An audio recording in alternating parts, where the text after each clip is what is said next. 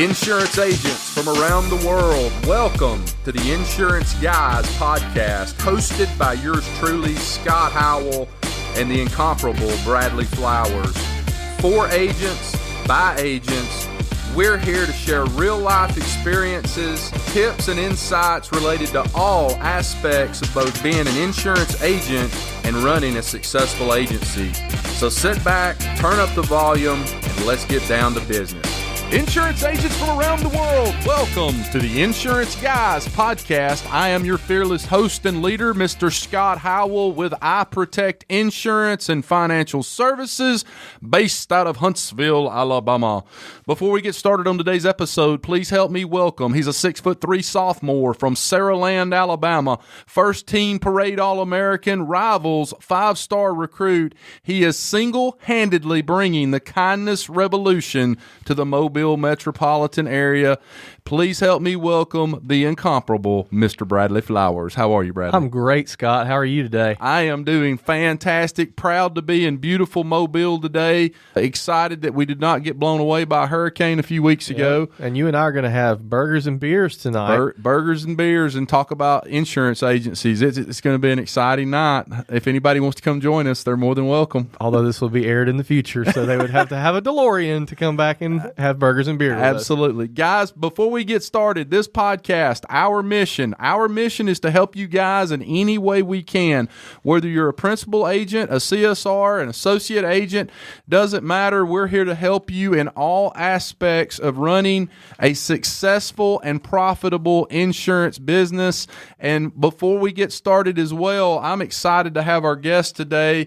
We have got a gentleman on the line with us today who's going to be joining us. He is a farmer's agent. He's been a farmer's agent for about 5 years. In a prior life, he was a financial advisor. He is an expert in building, curating, and cultivating relationships with referral partners. Hint, hint, guys, today we will be talking about the secrets of curating referral partners. Ladies and gentlemen, please welcome the other incomparable Mr. Michael Reilly. How are you, Michael?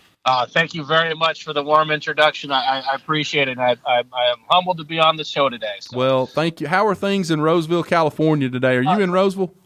I am in Roseville. It's for your listeners, it's a little suburban town just outside of the state of California's capital of Sacramento. It's about 88 degrees and sunny. Life is good. Absolutely. I think we're about the same here in Mobile. So I guess just to get us started today, and we try to do this with all of our guests, but kind of get back in your DeLorean, in your time machine for just a moment and take us back to a time in your life when you ventured into the big bad world of the insurance industry, and then kind of take us up to today and tell us about yourself. Well, I got into the insurance business from the advice of my father. Mm-hmm. I had been laid off. The company I was with was, obviously going through some changes. And it was about the second time I'd gone through that cycle. And I'd said, you know what? I'm really sick of being someone else's number on a balance sheet. And I remember talking to my dad, and he said, well, you got to look into insurance. With your financial services background, that'd be a good fit. And I thought, oh, no. All I could think about was that guy from the movie Groundhog Day, Ned Ryerson, selling life insurance. I thought, I don't want to be that guy. But I got in. Hey, I think Ned set us back about 35 years when they came out with the movie Groundhog Day. He set our people way back, man. But after getting over that, I looked at the business and the industry, and it checked a lot of boxes. I could have my own shop. I was in an industry that is very recession resistant. You could build it, you could own it. The financial reasons, freedom of running your own shop. I come from a family of entrepreneurs. My father and mother own a retail business that's decent size out here on the West Coast. Mm-hmm. So I've always had that bone in me. So I got into the insurance business. What year are we talking about right now? Gosh, when did I get into this? When did I start this journey? I want to say I got into business about 2012, 2013, somewhere around there. Okay. And so I'd have to try and actually figure it out. But like everybody else, I got into this business, and now what? Where do you get your new business from? And that's kind of where I took it. But yeah, that's how I got into it. I didn't want to be laid off by anybody else ever again. Mm-hmm. I understand that. So let's talk a little bit about the secrets of developing and curating referral partners, and tell us a little bit. I know that you're starting to become a little bit of a thought leader in the industry, and along with some other guys that we've talked to on the podcast before and some other people that we know.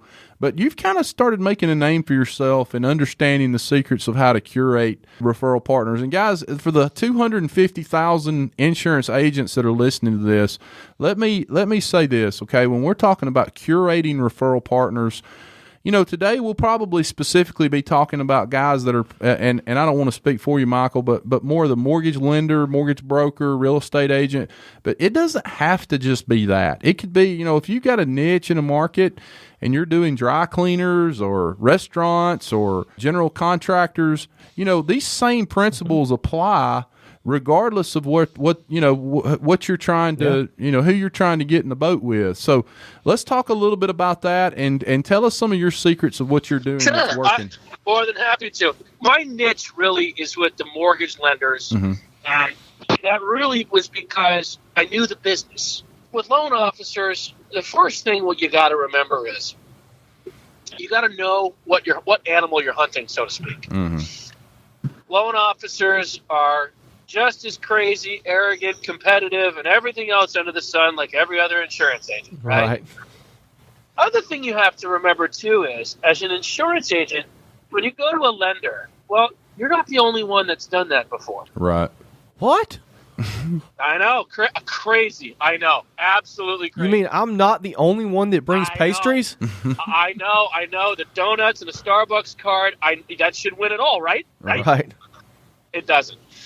Really, it does. Now, first thing you have to remember is the average loan officer, at least out west, the dollar's a little higher. The average loan officer, each client's worth about $3,500 a piece to them. Right. On average. So you're asking someone you don't know very well to hand you someone that's paying them $3,500. They're probably not going to hand off their clients to the guy in lousy shoes who brings in the Starbucks card. It's got to go a little deeper than that. That is outrageous. I disagree. I'm kidding. Hey, you know what? I honestly wish it worked that way. I do. Because, brother, I got a cookie oven in my office, and I usually take cookies to people. Right. But that's what maintains the relationship. That's not what starts it. Right. So walk with me for a minute here. You got to build the relationship with them from the get-go. It's like dating in a sense. I mean, if you don't get to know who these people are, if you don't get to know how their business runs, they're never going to trust you. Right. And there are lots of parts of this country that a handshake and looking someone in the eye still means something. Yeah, absolutely. Not out here in California, but I've heard other parts of the country. There's people still. And I'll say this, Mike. And full disclosure, Mike and I know each other, so I know the right questions to ask in the right scenarios. But we talk to a lot of insurance agents, Mike, through this podcast. I mean, we have multiple people reach out to us literally every single day. We love it. It's the best part about doing this. And I also talk to a lot of agents that I'm friends with, and a lot of agents, at least I'm not saying every one of them, but a lot of agents I talk to when we talk about referral partnerships is they miss the mark on the fact that most loan officers don't give a crap about we're the best at this or we're the best at that. All they want to do is get that loan closed. That's right. They want to get the ball over the goal line. Now, real quick, just so I don't step on any toes, is this War Eagle or Roll Tide? Which one are we over here? Wow, that's a great question. War Eagle, we're both War Eagle. Although I'm very depressed because my team lost last week. I've reached a point in my life. I'm 46 years old. My sister was a majorette for the University of Alabama for 4 years, and I have a lot of really good friends that played at Alabama. I'm about 80% chance I'll be going to the Alabama-Texas A&M game this weekend. So I think I'm probably one of the very rare unicorns that you'll meet that, when Auburn lost to LSU last weekend, I didn't like it, but I wasn't just, down in the floor crying about it. So I called my congressman. I'm trying to get a law passed in the state of Alabama that all Alabama fans also have to root for Kentucky. just so they know what it's like to struggle. Yeah, no doubt. Okay. All right. Well, I just wanted to make sure. I just needed to know, the lay of the land here. Right. Okay. So here's what I want to do for your listeners today. What I have done in my brief time in this industry, if you will, is I've come up with a conversation, if you will, to help you establish that relationship with the loan officer. 1, 2, figure out if that loan officer is even worth your time, and 3, and this is the important part, how to make your process dovetail with their process. Right. See, that is the key to this whole thing. A good loan officer, you're right, they just want the deal closed. And they want to know, how do they get that deal closed? And they usually want to stay on top of the process from A to Z so that it gets done on time and so that their card payment check doesn't bounce. So just from the jump, I'll go through some questions, and stop me and interrupt me and ask questions, please. First thing is, you got to get the meeting with them and sit down with them. I would recommend having an angle. So, I'll give you my example. Let's just stop right there. Stop right there. What you're telling our audience of 250,000 insurance agents is, if you think that you're just going to call up a loan officer on the phone, on their cell phone or their office phone, and develop that relationship, that's not going to work. No, Okay. no. Now, you might be able to set an appointment to meet with them and sit down and discuss how you two can work together. Mm-hmm. But remember, a loan officer gets some guy with lousy-looking shoes and a box of pastries in their office every other day, begging for business. Right. Begging for business. Now, desperation smells pretty darn bad. Yep. Mm-hmm. Yep. So, we need to come at this from another angle. So you have to have something to offer in exchange that is beneficial to them. Maybe you're big in the community at community events. Maybe you've got a way to send them business. If you have a way to send them business, that is honestly the best thing you could do. So find your angle first with that. And that is how you're going to get the loan officer's attention anyways. You get them on the phone and say, hey, I want to sit down with you and talk to you to send me business. I'll hang up. Get them on the phone and say, hey, so-and-so loan officer, I got a way to help your business too. I got a way to help you make more money. They're going to give you 15 minutes of their time. Mm-hmm.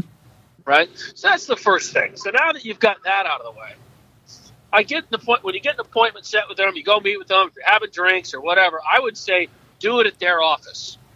And there's a reason for this. You want to be on their turf. You want to be able to meet any staff member that works there. You want to be able to shake hands, smile, and do your thing. First thing I do is I sit down with them and I start the usual pleasantries. How are you? How long have you been in the business? Oh, okay, all those good things. You want to start to get them talking. At no point in this conversation am I discussing rate, service, or anything like that. And I'll tell you how this conversation goes. So we've got the pleasantries out of the way. The next thing I do, and I move straight to this question, and do not be scared of it, is I ask the loan officer, how many deals a month do you close? Now, I know that question sounds a little bit almost rude, They want to tell you, though, don't they? Oh, they do want to tell you. They are just as arrogant as we are. If they're closing 15 deals a month, they're going to jump up on the table and tell you all about it. Just like if your producer closed 75 policies, they're going to tell everybody, right? They're proud of it. They should be. It's hard work. So there's a reason that you want to know how many deals a month they do. If they're doing 5 deals a month, buddy, they are one missed deal from skipping a car payment. So you want to make sure that you're aligning yourself with referral partners that actually have something to refer. Right. Your sweet spot will be as if they're doing about 10 deals a month. This is an individual loan officer, not an entire office. Right. And the reason is simple. If they do 5 deals, well, 2 of those are a second purchase. They already have an insurance agent. 2 of those are a refinance. 1 is a new home purchase. Mm-hmm. You have 1 potential referral coming from this person. That's not enough. You really want it to be where they have about 4 or 5 they can shoot you a month. Because if you're getting these referrals and you set it up the way my conversation continues, you're going to be able to close these. My closing ratios are about 93% of my loan officer referrals. And guys, I'll tell you, I've spoken with Mike about this. What have we talked on the phone? Probably 4 or 5 times, Mike. And yeah, I think our first conversation was a couple hours almost. Yeah, we were, and then that wasn't my fault, by the way. No. No. But anyway, so the best, most tangible advice that you have given me is the 10. Bradley doesn't even talk to me for 2 hours at a time. The 10, you know. You're looking for at least 10. For 10 deals. Like, right. it makes so much sense. And you know, I talk to a lot of new insurance agents, and they're like, man, I hit up every realtor in the city. Like, you understand the average realtor sells 2 homes a year, right? If that. Yeah. So, well, where I am, Sacramento County, the average realtor does 6 deals a year. Yeah. Plus, which you don't want to deal with the realtors. Right. Exactly. The Exactly. realtors aren't the ones who put the insurance in place as part of the terms of the loan. You know, they'll call their client and bitch about it if it's not done on time. Right. But realistically, you go to the source. Yeah. So I'm glad you took that tip from me. If they're doing 10 deals, plus which you're aligning yourself with a serious player in the industry. Right. Right. My first big time loan officer is an absolute bulldog. Her name's Evangeline Scott from Finance of America in Folsom. And not only is her and her husband a couple of the most decent, nice, generous people I have ever met. I laugh. I always joke with them and say, I don't know how I'm allowed to stand in the same room as you guys. Like, they're just good people. When I was able to use her name at my next appointment, I was taken very seriously because I was working with someone in the business, in the area, that was well known for being a big-time producer. And it's a monkey see, monkey do deal, just like insurance. If the guy across the street's closing deals left and right, you want to know what they're doing, right? Exactly. What's their secret sauce? It's the same thing. So we've asked them, how many deals a month do they do? And if they give you a number that's below 10, use your judgment. Don't spend any money on them. You know, don't kick them out. You know, don't walk out on them. But, you know, that does give you kind of a, where are we going from here? Right. Yeah. The next question, and remember, we're asking them questions about them. This is like dating. You know, you don't sit and talk about yourself. At least you're not supposed to, I guess. Maybe that's why I'm single. I don't know. You ask them, what does your insurance process look like? And just sit back. Don't talk. Let them run. They're going to give you a few answers. Bradley, I know you've heard this from now. I know you've heard these. The first answer is, well, I let them go get it. You know, this is where I kind of stop and have this stupid little joke. I laugh a little bit and I say, wait a minute. You mean to tell me you have told your client you are going to take a very complicated and stressful transaction and make it easy for them. Then you turn around and throw them to the wolves and say, oh, by the way, go find your own insurance. I laugh at him and say, you know, I sell insurance for a living. I don't want to go shopping for it. So why the hell would you do that to your client? Not only that, a good loan officer who's doing 10 deals or more a month will not throw them to the wolves. Right. You want to maintain control of that process. If they can't get an EOI and a cost estimator in on time, those final docs don't come to the table. They don't close. Bottom line, they don't get paid. So they are very much interested to make sure the thing gets done properly, on time, and all that. So the rate only comes into question if it's a DTI issue, but that's another conversation. So when they talk about their process, they say, well, we let them go do it. Okay, that's not great. Or they say something like this. Well, we give them 3 quotes. This is my favorite, ladies. Ladies and gentlemen, this is my absolute favorite. I'm going to say it for Scott. You guys need to write this down. You need to write this shit down, people. Sorry. This is my favorite response. They say, well, we give them 3 quotes and we let them pick. That's nice. And I know why they're giving you this answer. You see, the rules have changed in the mortgage industry and the compliance has just gotten a lot tighter. And they're trying to avoid what's called steering. And that is where they can get in trouble if it looks like they're funneling business to one place for the wrong reasons, meaning it looks like they're getting some kind of back-end compensation or something. Okay? That obviously is not the case, but what I laugh at is I say, so wait a minute, you're presenting them 3 options. Does a client ever ask you a question about these? Oh, well, yeah. And I say, and you're giving them answers? And they say, well, some. And I say, okay, you're giving them a quote. They're asking you questions. You're giving answers. Are you collecting a fee for this transaction? Well, yeah. Aha. You just sold insurance without a license. Now, I know that's a bit of a stretch, ladies and gentlemen, and I know you're probably scratching your head going, what? It's true. I can make that argument. Say, well, you presented to the client, you gave them advice on it, you didn't have a license. Right. So that's an answer you can give them if they kind of well, it's for compliance reasons. Hey, I understand the compliance thing. Now, ladies and gentlemen out there that are independent, you can give more than one quote to somebody. Some of us captive people can't. But the point is there's your reaction for that. It'll make the loan officer think for just a second. They go, oh, darn, one more landmine I got to watch out for. Yeah, send them to me. I'll give them 3 quotes. That's right. You will.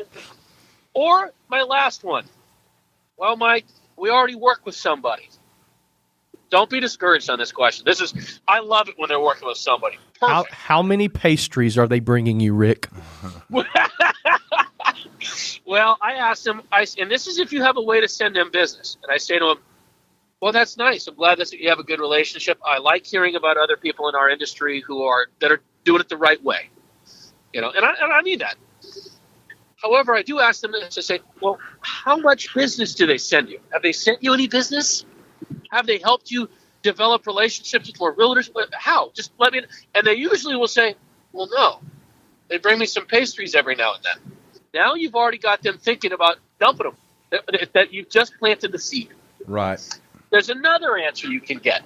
And let's just be honest. Most mortgage officers, lenders, are probably working with somebody. They've probably got a cousin or a friend. Somebody that they're sending business to. Now, that person may not be reciprocating, but I think most of them probably have 2 or 3 insurance agents that they're friends with. True story. I have a gentleman that I work with. He's a friend now. He had a farmer's agent that he worked with for over 10 years. I got him pushed out of that office. I mean, he got thrown out the door like yesterday's newspaper. Like, This poor guy called my LO and said, what happened to you, buddy? He goes, no, I got a better deal. Yeah. It's because I was able to send him some things that benefited him. Right. I did some social media classes and such for realtors and whatnot. But like I said, you got to have an angle. The last response on the question of, how does your insurance process work is, well, my processor handles that. Now, ladies and gentlemen, a processor or a transaction coordinator, or TC as they're called, that is the person who puts the file together and gets it through underwriting. They're the ones that's really putting the nuts and bolts together, and they're the operations person. Now, if they say the processor handles it or the TC handles it, you say, that's wonderful. Is there any way we can get them in here to talk to them right now? Because that's the gatekeeper, really. Right. Find a way to take care of them. And I don't mean anything dishonest. I mean, what is their problem with their current provider? Well, they don't get us cost estimators with our EOIs. Oh, boy, that happens all the time. I can name 4 carriers that does that all the time. Right. So you can ask them what their pain point is. And all the while, you're taking notes mentally. What's their process look like? How many deals do they do? Okay. And about this time, you should be starting to figure out, okay, how do I solve this problem for them, that problem for them? How do I help them get more business? Because now you're going to be looked at in this conversation a heck of a lot differently. Mm-hmm. You're not the person with the lousy shoes and the day-old pastries you bought. And the wool slacks. Right. Coming in begging. You got your cup in hand. No. You're coming in with something to offer, and you're talking to them as a business partner. You're talking about how to align processes. Right. Now, I've done a couple things where I've built little landing pages, and I call it my express lane, where they go in and they can a processor can submit a quote request, and it captures all the information I need. Yeah. And it comes straight to me, and I tell them, look, it's my express lane. You go straight to the front of the line. And I've done that too, Mike. But what I found is I asked the referral partner, how do you like to refer? Sure. Because I've had some that I've sent my landing page to that they scowl at it. I mean, I had one guy that literally the last thing was, so I can't remember the question, but he typed OMG eye roll, like he just didn't like it. He would rather. Hey, that's okay. That's okay. But the nice thing is this: whether or not they want to use your landing page or your express lane, as I call mine, right? I've built landing pages for LOs, so if they could put it on their closing docs, and I've done all those tricks. That doesn't mean Evangeline's office has a landing page built for their office alone. I don't get much through it. Their processors or clients call me directly. Right. But it's a good thing to have.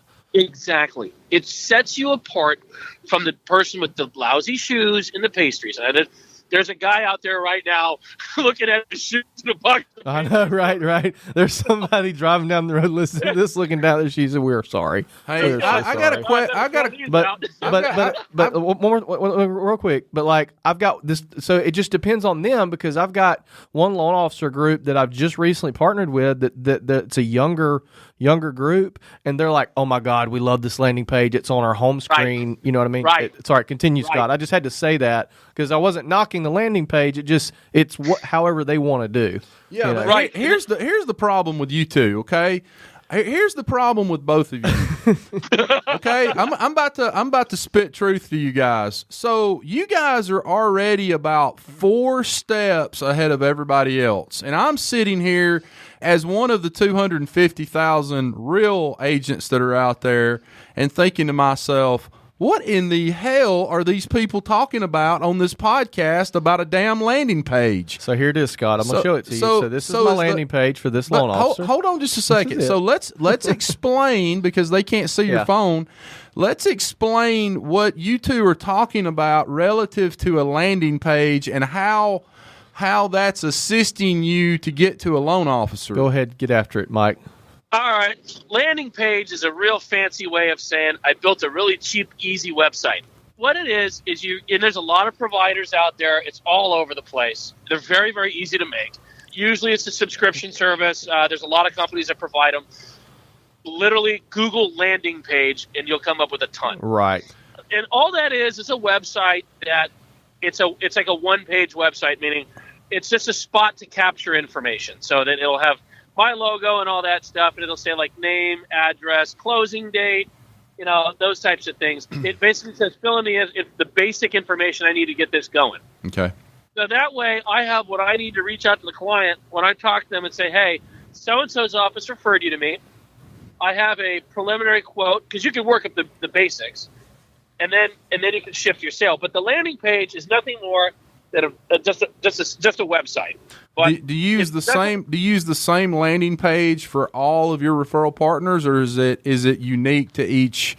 That depends on what I'm doing. For the most part, I use the same one, because all it is my landing page is very basic. It's it even says on there that this is for real estate professionals only. Right. Makes the LOs and everybody feel real special. Okay. But a landing page is nothing more than a very basic website. You don't have to know coding or anything like that. It's not at all like that. If you can make a Word doc, you can build a landing page. Okay? Gotcha. Okay. If you can cut and paste like images onto something, you can build a landing page. And basically what it allows you to do, or allows them to do, is when they send you a referral, you're going to know, because on that landing page, it basically asks where this referral comes from, so that you know which loan officer has sent you that referral. Right, and you could tag them individually. You can duplicate them, so you can have one of them for loan officer A, one of them for loan officer B. So that way, every time it comes in, you know exactly where it came from. Gotcha. I actually just got a referral from an LO filling out my form, but what I like to do is make it individual to each loan officer, and I actually put their picture on it. I was just showing Scott one that I made, just to kind of make, a nice move. Just to kind of make them feel, and a lot of them don't know how to do that, and so they see, I'm at their office, I talk about it, they think it's cool. Yeah, send that to us, we'll try it, and within 5 minutes of me getting back to my office, they have it, and it's got their picture on it, and it's their color scheme, and they're like, "Holy crap! I can't believe you did that fast." Yeah, it's not rocket science. I'm not a tech. I'm not a tech guy at all. I'm an old school sales guy. I barely use. The fact I'm on my iPhone right now is impressive for me. So if I'm telling you, ladies and gentlemen out there, don't be afraid of this. Go Google landing page. This is a very simple thing to do. Bradley, I know you know it. It is a simple thing that drag and drop, set you apart from the other guy. Yep. Right. The other guy down the street didn't build that landing page. Took you 5 minutes. Big deal. But it's the perception that you're offering something of value that the other guy doesn't. Mm-hmm. How are you setting yourself apart so that this relationship is special? Yep. You know, yeah, the guy down the street bought me pastries. Yeah, I'm bringing you business. I'm making it easier on your transaction coordinator to get deals done. Right. Oh, yeah. Which would they rather have?